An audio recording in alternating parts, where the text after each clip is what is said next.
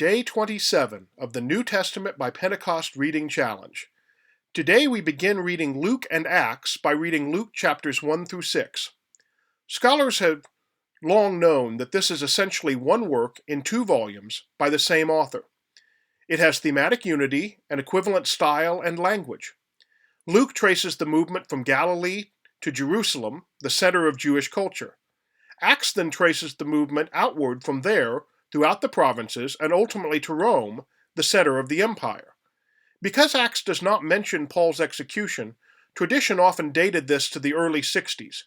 But because it very clearly draws on Mark's Gospel, which was written around 70 AD, and shares material thought to come from a Q or quell source with Matthew, most scholars date it alongside Matthew around 80 AD. Some of you have been in small group settings where I've taught that dating myself. So why are we just now coming to read it?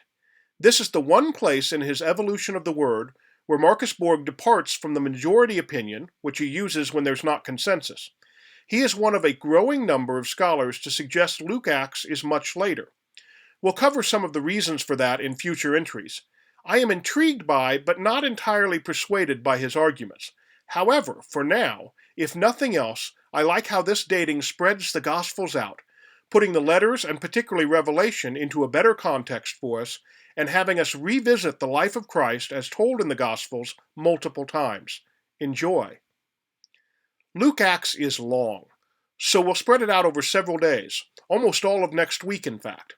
It actually makes up about 30% of the New Testament, more than the combined letters of Paul and his followers, and it's about 80% of the length of Mark, Matthew, and John combined. Borg writes, "A major theme in both texts is the Spirit. In the Gospel, Jesus is conceived by the Spirit, then the Spirit descends on him at his baptism, and the first public words he speaks are, 'The Spirit of the Lord is upon me.' His last words from the cross are, 'Into your hands I commend my spirit.' The Spirit of God that animated Jesus returns to God, and the Gospel ends with the promise that the Spirit will descend on his followers. That promise is fulfilled in the opening chapters of Acts with the descent of the Spirit upon the community at Pentecost. Throughout the rest of Acts, the Spirit guides and leads the expansion of this Jesus movement from the homeland to the ends of the earth." A big picture. Luke and Matthew both clearly used Mark as source, but Luke uses the material differently, and only about 65% of Mark, as opposed to Matthew's 90%. Luke also weaves the material together with other sources, rather than lightly editing large blocks. The basic sequence is the same, although Luke expands the journey from Galilee to Jerusalem from 3 chapters to 9.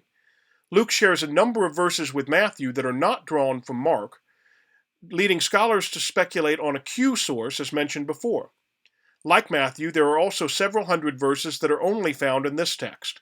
Some things unique to Luke include the boy Jesus in the temple, the parables of the Good Samaritan, the prodigal son, the woman and the lost coin, Pharisee and tax collector, the dishonest steward, and the widow and the unjust judge. Luke begins with 2 chapters about Jesus' birth, as does Matthew. It's common to harmonize the two, but they tell the story very differently and with different emphases. Here we will find an emphasis on marginalized people, and Gentiles being explicitly included in the promise. Luke's story is also organized around 3 hymns of joy, rather than Matthew's evocation of the Moses story. Blessings on your reading.